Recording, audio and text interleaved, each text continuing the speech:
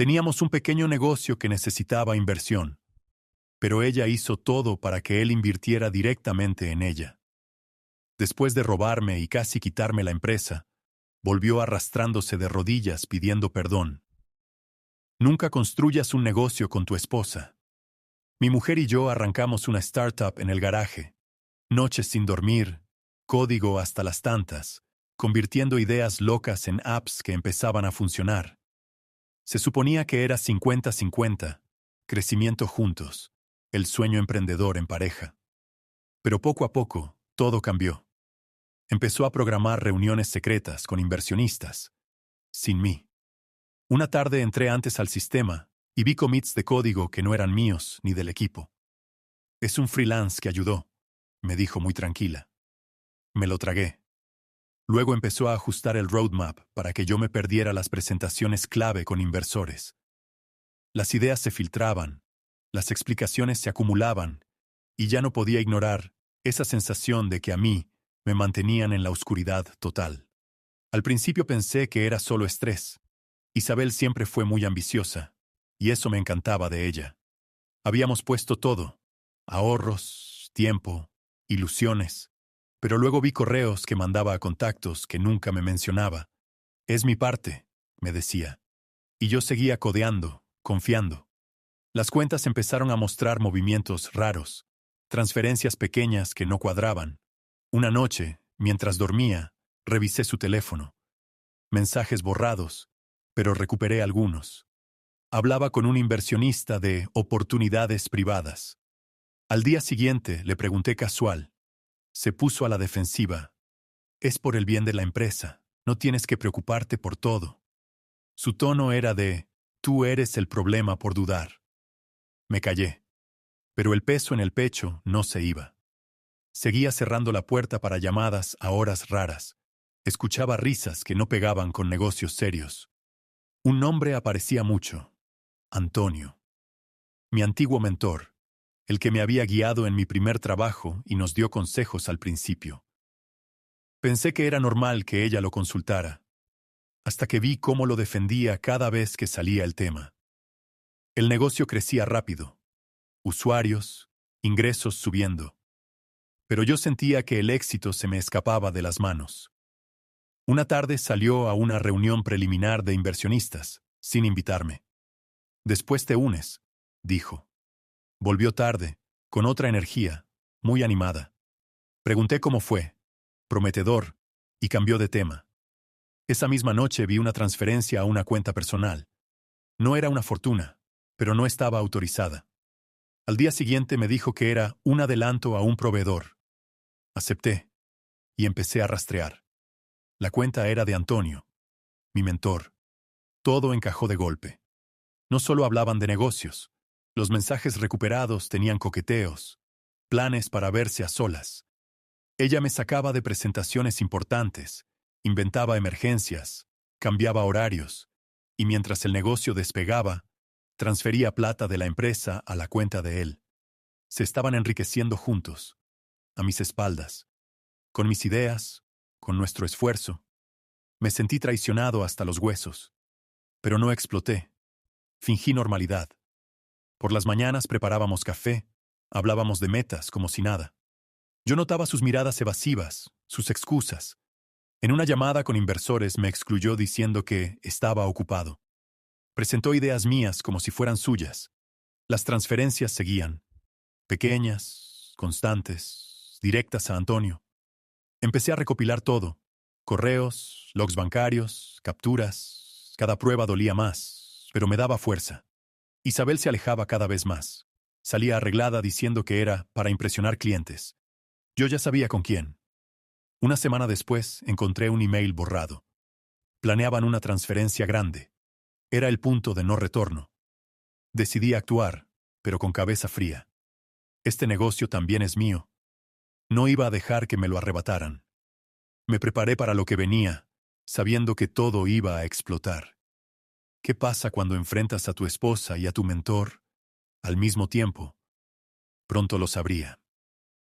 Pensé que su nuevo horario para mejorar habilidades en gestión de pymes era una gran idea. Yo seguía en el garaje dándole al código, corrigiendo bugs, optimizando el backend, probando features para que todo volara. Ella, supuestamente, aprendía a vender nuestros servicios. Llegaba cada vez más tarde, diciendo que las clases eran intensas y que después había mucho networking. Yo le preparaba cena, le preguntaba cómo le había ido. Siempre respondía con esa sonrisa que antes me calmaba. Todo avanza, Carlos. Estamos cerca del gran salto. Y yo le creía. Quería creerle. Un sábado por la mañana decidí sorprenderla. Compré comida de nuestro restaurante favorito, empanadas y humita que le encantaban, y manejé hasta el lugar del curso sin avisarle. Quería verla contenta, abrazarla después de una semana pesada, comer juntos en el auto como al principio. El estacionamiento estaba casi vacío. Solo su auto y un Mercedes negro nuevo, brillante, que no reconocí. Me pareció extraño. Ella me había dicho que el curso estaba lleno desde hacía meses, que había mucha gente. Un lugar lleno no deja el parking así. Me acerqué a la puerta de vidrio esmerilado. No entré de una. Miré. Adentro. 2 copas de vino en una mesa baja. Al lado, un ramo enorme de tulipanes rojos, perfectos. No parecía un aula. Parecía una cita. Ella estaba sentada frente a un hombre de espaldas anchas, traje oscuro, hablando cerca, riendo bajito. No le vi la cara. Me senté en un banco de cemento afuera, a unos metros. El sol pegaba fuerte, pero yo sentía frío en el estómago. Esperé. 45 minutos después salió. Pelo un poco revuelto, blusa desajustada en el cuello, esa cara relajada que pone después de algo bueno. Cuando me vio con la bolsa de comida en la mano, se quedó helada. El color se le fue en un segundo. ¿Viniste hasta acá sin avisarme?, dijo bajito, casi siseando. No había alegría, había fastidio. Levanté la bolsa. Quería traerte algo de comer. Pensé que te alegrarías. Miró hacia atrás, hacia la puerta, como calculando. No es buen momento, Carlos. Estoy terminando la clase. Le pedí entrar a saludar al instructor. Se quedó callada un segundo. Luego abrió la puerta con gesto molesto, como si yo estuviera invadiendo su territorio. Entramos. El lugar estaba vacío. Ni copas, ni flores, ni nadie. Solo un leve olor a tulipanes que todavía flotaba y una mesa con 2 sillas todavía tibias. Cruzó los brazos. ¿Contento? Ya viste. No hay nadie porque todos se fueron. Voz cortante. No dije nada más. Solo miré el espacio vacío y asentí despacio. Salimos. En el auto, ella callada mirando por la ventana. Yo manejaba sin prisa. Le pregunté tranquilo. ¿Quién era el hombre con el que estabas? Giró la cabeza rápido. ¿Qué hombre? Era el profesor. Ya te dije. Pero la voz le tembló al final. No insistí. Guardé silencio todo el camino. Al llegar a casa se encerró en el baño un rato largo. Yo dejé la comida en la mesa y me senté en el sofá. No comí nada. Solo pensaba en ese Mercedes, en los tulipanes, en cómo todo desapareció en menos de un minuto. Esa noche apenas hablamos. Se acostó temprano diciendo que estaba cansada. Yo me quedé despierto mirando el techo. Algo se había roto adentro, pero todavía no quería nombrarlo. Me repetía que podía ser una confusión, que exageraba. Pero el olor a tulipanes no se me iba de la cabeza. Y esa mirada hacia atrás cuando abrí la puerta, como si temiera que alguien más saliera y me viera. Al día siguiente, mientras se duchaba, revisé su agenda en el celular. El curso salía todos los jueves y sábados, pero los sábados no había dirección de institución, solo, a punto, 11:30. Y al lado, un emoji de corazón pequeño. No era el primer corazón que veía últimamente. Me quedé mirando la pantalla hasta que el agua dejó de correr. Cuando salió del baño me encontró sentado en la cama con el teléfono en la mano. No dijo nada. Yo tampoco. Solo la miré fijo. Ella se dio vuelta y empezó a vestirse como si nada. Ese fin de semana cambió todo. Ya no podía seguir diciéndome que eran imaginaciones. Había visto las copas, los tulipanes, su cara cuando me encontró afuera, y sobre todo, cómo borró cualquier rastro en segundos. Eso no se hace cuando no hay nada que esconder. Pero lo peor no fue lo que vi. Lo peor fue darme cuenta de que el hombre del Mercedes podía ser alguien que yo conocía desde hacía muchos años. ¿Quién era realmente? Pronto lo descubriría. Y cuando lo hice, todo se vino abajo de una vez. Encontré una tarjeta de presentación en su billetera. Negra, elegante, letras plateadas en relieve. Debajo del nombre y el cargo, un número de teléfono escrito a mano, y al lado, 3 corazoncitos pequeños dibujados con tinta azul. Reconocí el trazo al instante. Era el mismo con el que Isabel hacía dibujitos en las notas que me dejaba en la nevera cuando salía temprano. Corazones idénticos, misma forma redondeada, mismo tamaño. Pensé, no puede ser. Pero ahí estaba. Esa tarde ordenaba recibos para la declaración de impuestos. Papeles por todos lados en la mesa del comedor. Su billetera abierta al lado. La tarjeta se deslizó cuando moví una carpeta. La levanté. Nombre: Antonio Rivas. Inversionista senior. Uno de los más pesados de la provincia en nuestro sector. Nunca me había mencionado que lo conocía personalmente. Ni una palabra. Yo sabía quién era por informes de rondas de financiamiento, pero nunca imaginé contacto directo. Mucho menos que guardara su tarjeta personal. Con corazoncitos. Mientras ella se duchaba, busqué el nombre en Google desde el celular. Confirmado. El mismo. FotoPro, LinkedIn activo, inversiones en varias startups de apps móviles, incluida la nuestra, aunque su aporte había entrado por un fondo colectivo. Pero esa tarjeta no era de fondo, era personal. Del tipo que das en reuniones privadas, no en eventos masivos. Cuando salió envuelta en la toalla, le mostré la tarjeta con naturalidad. Mira lo que encontré. ¿Conoces a este tipo? Parece importante. Se quedó quieta un segundo de más. Luego se acercó, la miró como si fuera la primera vez y dijo: «Ah, sí. La encontré tirada en la calle hace unos días. No la leí ni siquiera. La guardé por si acaso». Voz tranquila, pero los ojos se movieron rápido. De la tarjeta a mí. Le dije: «¿En la calle? ¿Una tarjeta así? No es fácil que se pierda una de estas». Se encogió de hombros. «La gente pierde cosas todo el tiempo, Carlos. No le des vueltas». Todavía calmado. «¿Y los corazoncitos? Parecen tuyos». Soltó una risa corta, forzada. «¿Corazoncitos? Por favor, cualquiera puede dibujar eso. Además, ¿por qué iba a dibujar corazones en una tarjeta que encontré en la calle?» Ahí se contradijo sola. Un minuto antes, ni siquiera la había leído. Ahora sabía exactamente qué había dibujado. No lo señalé. Solo asentí despacio y dejé la tarjeta en la mesa. «Tenés razón. No le doy vueltas». Esa noche, mientras dormía, saqué fotos de todo. Nombre completo, número, cargo, empresa. Al día siguiente, cuando salió a hacer compras, busqué el número en WhatsApp. Sin foto de perfil, pero registrado. Nombre: Antonio, sin apellido visible. Lo guardé. No escribí nada. Solo confirmé que existía. Pasaron 2 días. Una tarde, como al pasar, le dije: «Oye, ¿y si llamamos a este inversionista? Podría ser bueno hablar directo, a ver si quiere meterse más en el proyecto». Se tensó visiblemente. Cruzó los brazos. «¿Para qué? Si ni siquiera sé quién es. Además, ¿cómo vas a explicar que tenés su tarjeta si yo la encontré en la calle? No vas a llamar a un desconocido diciendo que revisaste mi billetera, ¿no?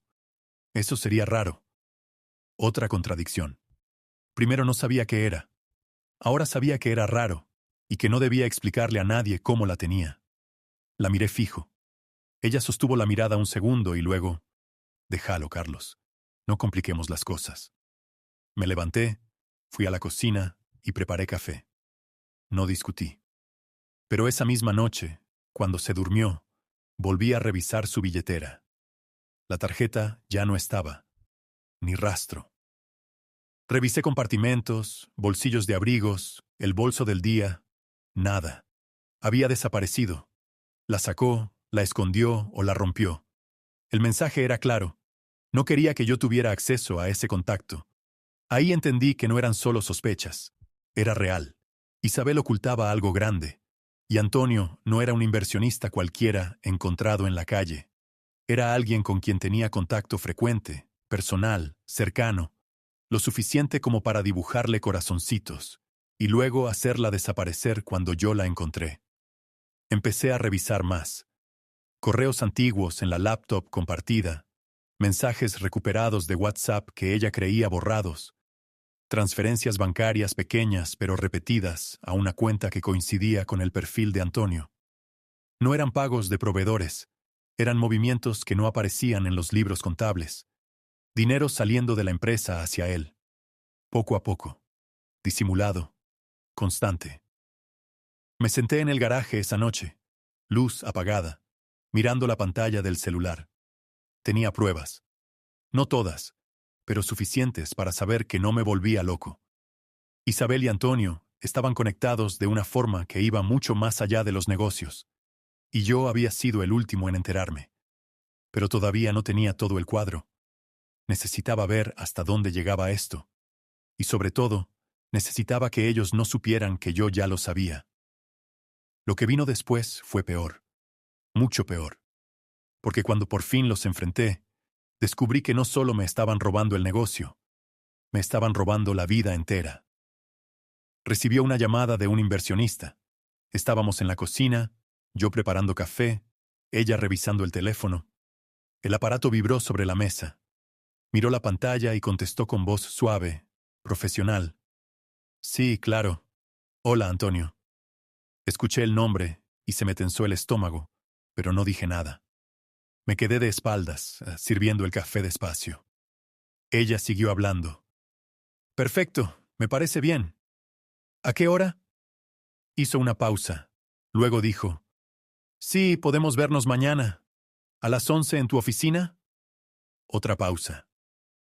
Y entonces, no, mi marido no va a poder venir. Está ocupado con el desarrollo técnico. Pero yo voy sola, no hay problema. Yo me quedé quieto, con la taza en la mano. Ella no me miró. Siguió. No te preocupes. Él no es tan experimentado en estas negociaciones como vos. Yo manejo todo. Río bajito, como si fuera un comentario ligero entre amigos. Colgó. Guardó el teléfono en el bolsillo y se giró hacia mí como si nada hubiera pasado. Yo la miré fijo.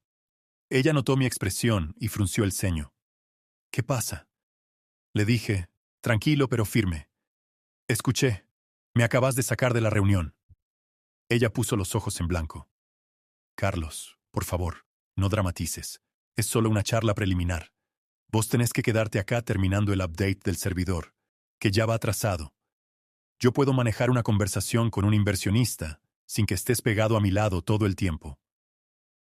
Su tono era seco, casi impaciente, como si yo fuera un estorbo. Intenté mantener la calma.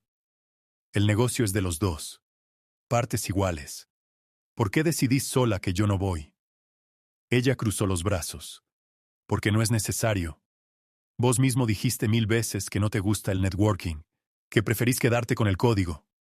Bueno, ahora te estoy facilitando las cosas. Quédate acá, hacé tu parte. Yo hago la mía. Hizo una pausa y agregó, más bajo. Además, Antonio prefiere hablar conmigo. Dice que soy más directa, más decidida. Ahí sentí que algo se rompía del todo adentro. No fue solo ira, fue decepción profunda.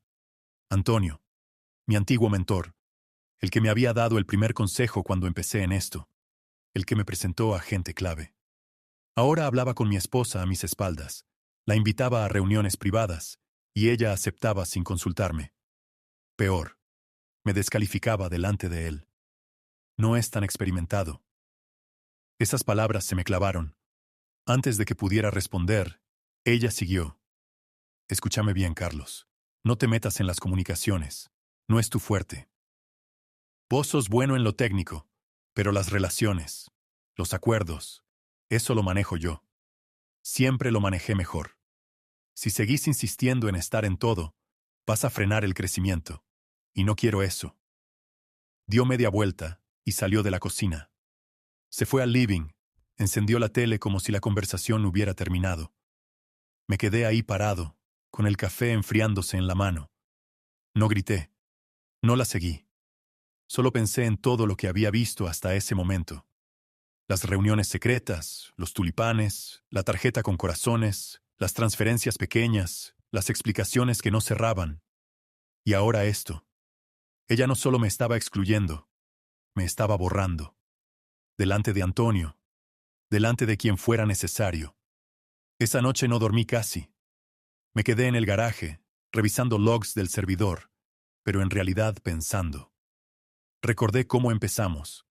Los dos en la misma mesa, riendo de las ideas locas, firmando el primer contrato con el mismo entusiasmo. Ahora ella decidía sola con quién hablar, a quién excluir, cuánto dinero mover. Y lo hacía con el hombre que una vez me dijo: «Vos tenés talento, pero te falta ambición, Carlos. Hay que saber moverse rápido». Al día siguiente, ella se preparó para la reunión. Se puso el vestido negro que usaba para ocasiones importantes. Se maquilló más de lo habitual. Antes de salir me dijo: «No me esperes para almorzar. Va a ser largo». Yo asentí. No discutí. Pero cuando cerró la puerta, fui directo a la laptop compartida. Revisé el correo que había dejado abierto. Había un mensaje de Antonio, enviado esa mañana. «Perfecto que vengas sola. Así hablamos tranquilos de lo nuestro. Te espero a las 11. Trae el resumen de las cifras que te pedí». Adjunto. Un documento con proyecciones de la empresa. Cifras que yo no había visto nunca. Imprimí todo. Guardé copias en un pendrive. Saqué fotos de la pantalla. No era solo una reunión de negocios. Era un plan. Y yo ya no era parte de él. Cuando volvió esa tarde, traía una sonrisa satisfecha. Fue muy bien. Antonio está entusiasmado. Dice que podemos cerrar una ronda grande pronto. Yo la miré y dije, sin alzar la voz: «¿Y cuándo pensabas contarme los detalles?». Ella se encogió de hombros. «Cuando haya algo concreto, no te preocupes tanto».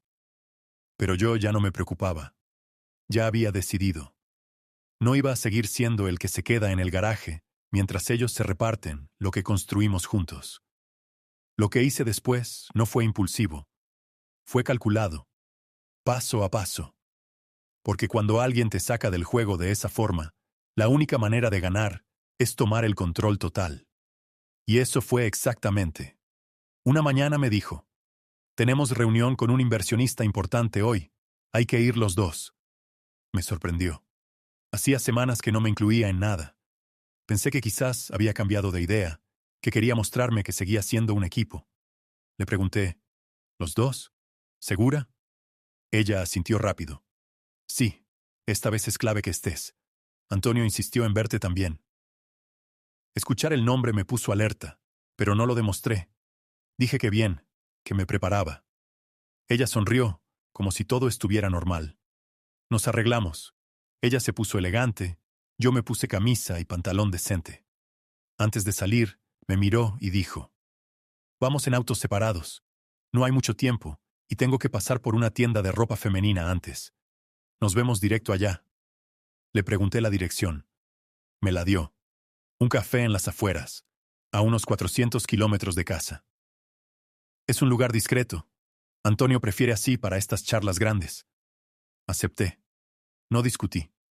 Subí a mi auto y salí primero. Ella dijo que me seguía en 10 minutos. Manejé tranquilo al principio.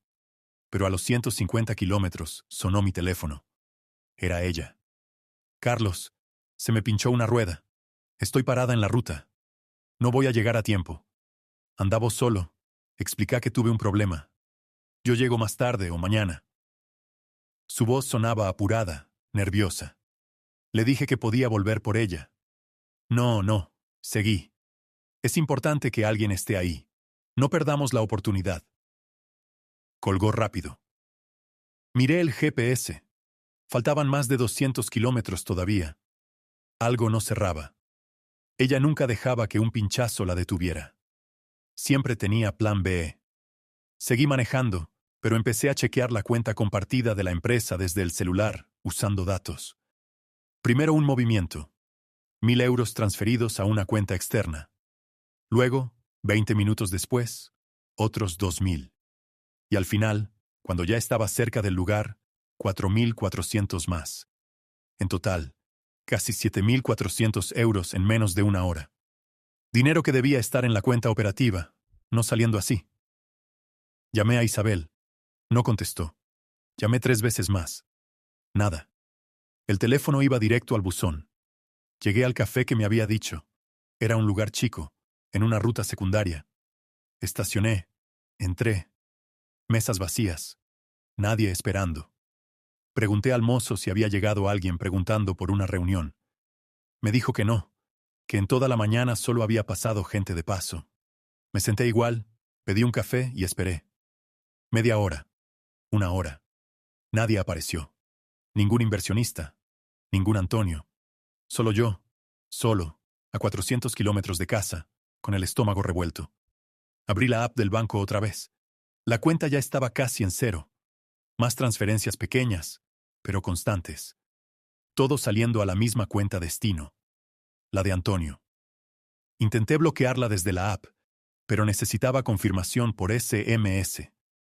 El número que llegaba era el de Isabel. Ella tenía el control del segundo factor. No pude hacer nada. Solo ver cómo se vaciaba. Volví a casa esa misma noche, manejando de madrugada. Llegué exhausto. La puerta estaba cerrada con llave, pero no con el doble cerrojo que usábamos siempre. Entré. La casa estaba en silencio. Fui al living.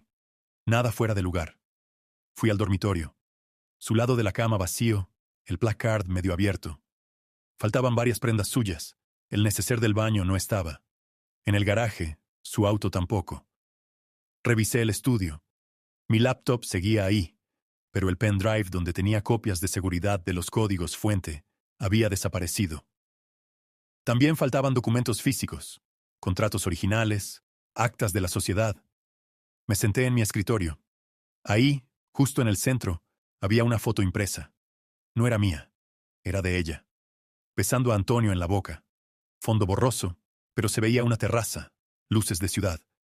Fecha en la esquina. 2 semanas atrás. Alguien la había dejado ahí a propósito, para que la viera al volver, para que supiera. Me quedé mirando la foto un rato largo. No grité. No tiré nada. Solo sentí como todo encajaba de golpe. No había pinchazo. No había reunión.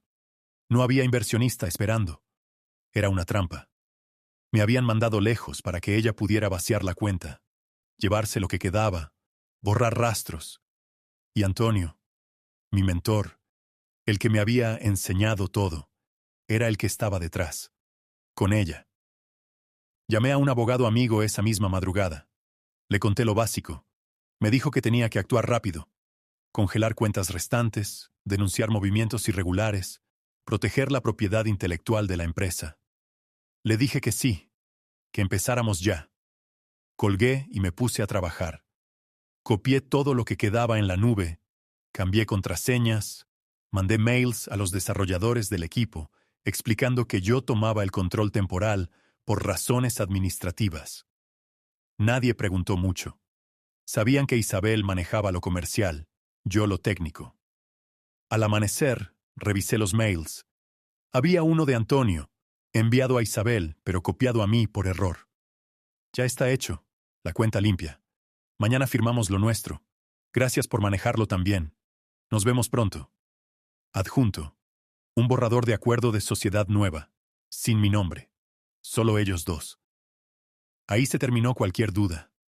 No era solo infidelidad, era robo planeado, y yo había sido el idiota que confiaba ciegamente. Pero no iba a quedarme sentado. Tenía pruebas, tenía acceso a los servidores, tenía contactos en el ecosistema, y sobre todo, tenía rabia fría. La clase de rabia que no explota, sino que calcula. Lo que hice después no fue venganza ciega. Fue recuperar lo que era mío. Y cuando terminé, ellos no solo perdieron el dinero, perdieron todo lo que creían que les pertenecía, incluida la tranquilidad de pensar que yo me quedaría callado. No podía creer del todo que Isabel fuera capaz de llegar tan lejos. Parecía imposible. Habíamos construido todo desde cero, compartiendo hasta el último centavo, las noches sin dormir, las peleas por código que no compilaba, las risas cuando salía la primera versión usable, y ahora esto.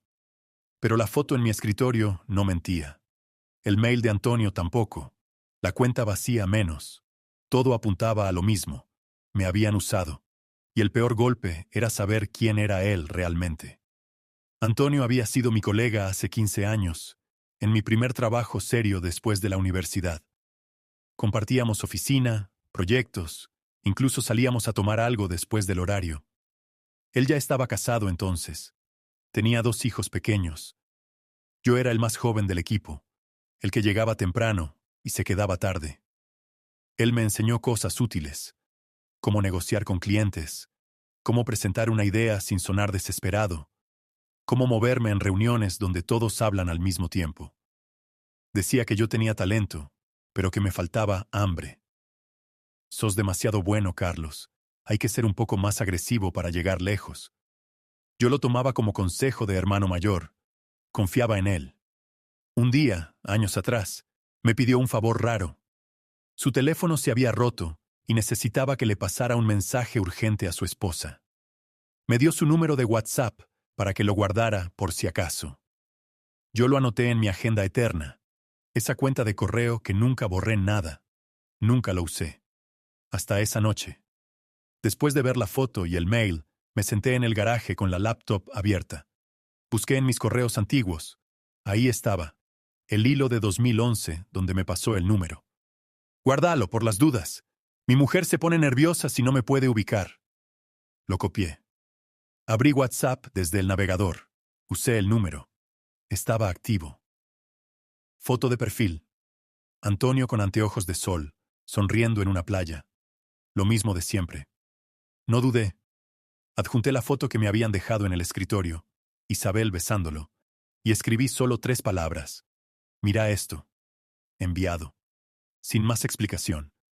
No pasó ni 10 minutos, y empezó a sonar mi teléfono. Número desconocido. Contesté. Era él. Voz agitada, casi gritando. ¿Qué carajo es esto, Carlos? ¿De dónde sacaste esa foto? Yo me mantuve tranquilo. De mi escritorio. Alguien la dejó ahí para que la viera al volver de la trampa que me armaron. Silencio del otro lado. Luego, escúchame, fue un error. No fue planeado. Podemos hablar como adultos. No hagas una locura. Le dije que ya era tarde para hablar, que había visto las transferencias, los mails, el acuerdo nuevo sin mi nombre, que sabía que Isabel había vaciado la cuenta mientras yo estaba a 400 kilómetros, que tenía copias de todo, logs, extractos bancarios, correos borrados que recuperé, commits que ella había hecho sin autorización. No vas a poder negar nada, le dije. Y tu familia ya vio la foto. Eso no lo borro yo. Se quebró. Por favor, Carlos, tengo hijos, mi mujer. No sabe nada. No hagas esto. Te devuelvo lo que pueda.